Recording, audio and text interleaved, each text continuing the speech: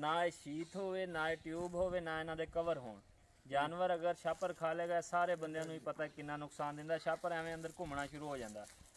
बकरियां दे अंदर एवें घूम के रस्सी बन जाती है। ठीक है, वड्डे जानवरां च भी कई बारी एवें निकले जी बिल्कुल इस तरह निकलदी। अगर एवें बराबर ते एवें चला गया तो कई बारी जिहड़ी आ छोटी आंत जिहड़ी आ जिन्हों असीं छोटा मेधा कहने छोटी उजरी कहने उहदे विच जाके फस जांदा जदों तो फिर असीं टीके ही लाउंदे रहने 15-15 20-20 दिन ते वो जानवर ठीक नहीं हुंदा। आखिर वो या ज़िबा करना पैंदा या वो जानवर मर जांदा। इन्हें नुकसान की चीज़ आ। फार्म दे विच कदी भी तुहाडे छापर नहीं होना चाहिए। छोटा वड्डा किसी किस्म का छापर फार्म च नहीं होना चाहिए। ना प्लास्टिक की चीज़ होनी चाहिए।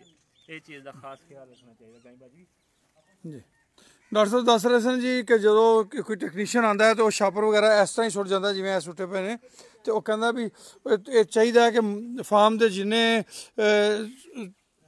देख रेख वाले ने ध्यान रखन कोई भी छापर उस एरिए च नहीं होना चाहिए। अगर वो छापर रह जाए तो जानवर एक्सपायर होने का अंदेशा भी होंदा है उस छापर की वजह तो। मसला है जी, उसके लिए क्या देना चाहिए? क्या मसला है जी, बताएं तफसील से अहमद इकबाल साहब। बस ये वही तरीका ली। ये जी आज ना डॉक्टर सरफराज साहब फार्म पे आए हुए हैं तो कुछ जानवरों को इन्फेक्शन है तो उसकी ट्रीटमेंट करवा रहे हैं।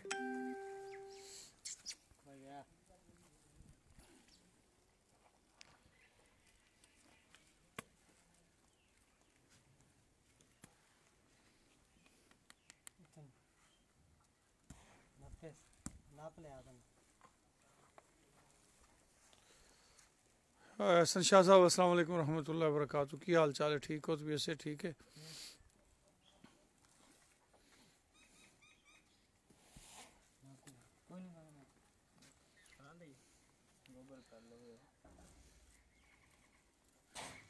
एक गाय बहुत अच्छी सी जी, बहुत आउट क्लास गां सी।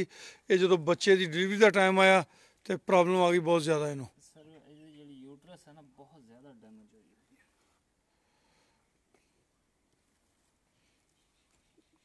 मोहम्मद अली अस्सलाम वालेकुम जी। शाह जी बहुत मेहरबानी जनाब, शुक्रिया।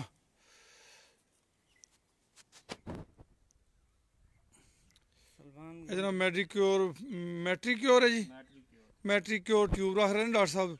कहते हैं कि बहुत ज़्यादा इन्फेक्शन जो है ना 95% कवर हो जाता है। अहमद इकबाल साहब पूछ रहे हैं कि भैंस के थन में दूध कम आता है। कदों तो घट आउंदा, सूई नूं कितना चिर होया? कितने दिन हुए सूई को और कब से ये हुआ है मसला?